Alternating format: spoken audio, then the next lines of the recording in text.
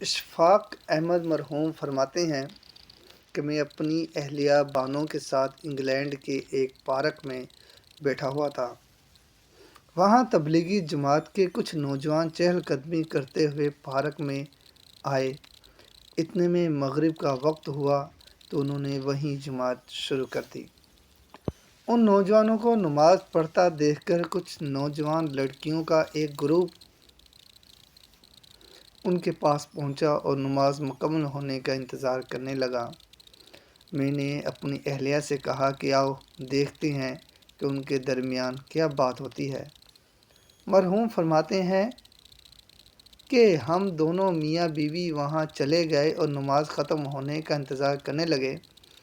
نماز ختم ہوتے ہی ان میں سے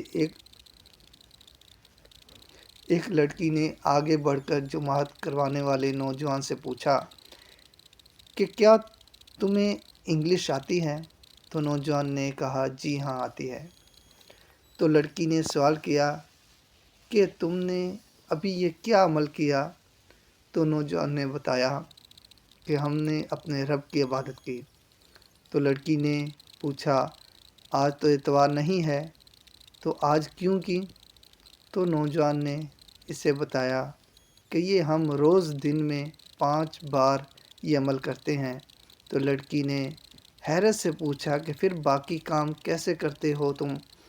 تو اس نوجوان نے اسے مکمل طریقے سے پوری بات سمجھائی۔ بات ختم ہونے کے بعد لڑکی نے مصافحہ کے لیے ہاتھ بڑھایا تو نوجوان نے کہا کہ معذرت کے ساتھ میں آپ کو چھو نہیں سکتا، یہ ہاتھ میری بیوی کی امانت ہے اور یہ صرف اسے ہی چھو سکتا ہے۔ یہ سن کر وہ لڑکی زمین پر لیٹ گئی اور پھوٹ پھوٹ کر رونے لگی اور روتے ہوئے بولی کہ اے کاش یورپ کا نوجوان بھی اسی طرح ہوتا تو آج ہم بھی کتنی خوش ہوتی۔ پھر بولی کہ واہ کتنی ہی خوش نصیب ہے وہ لڑکی جس کے تم شوہر ہو۔ یہ کہہ کر وہ لڑکی وہاں سے چلی گئی۔ اشفاق مرحوم فرماتے ہیں میں نے اپنی اہلیہ سے کہا کہ بانو آج یہ نوجوان اپنے عمل سے وہ تبلیغ کر گیا جو کئی کتابیں لکھنے سے بھی نہیں ہوتی۔ بے شک عزت اور سربلندی اسلام میں ہی ہے۔